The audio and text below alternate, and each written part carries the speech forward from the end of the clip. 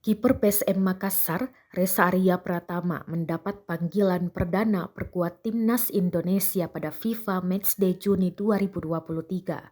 Reza Arya masuk daftar 26 pemain yang dipanggil pelatih Sintayong. Skuad Garuda melawan Timnas Palestina di Stadion Gelora Bung Tomo, Surabaya, Jawa Timur, Rabu 14 Juni 2023. Lalu menjamu juara Piala Dunia Timnas Argentina di Stadion Gelora Bung Karno, DKI Jakarta, Senin 19 Juni 2023. Reza Arya mengaku siap bersaing untuk menjadi pilihan utama di bawah Mister Gawang Timnas Indonesia, meski diakuinya untuk mengamankan tempat inti tidaklah mudah.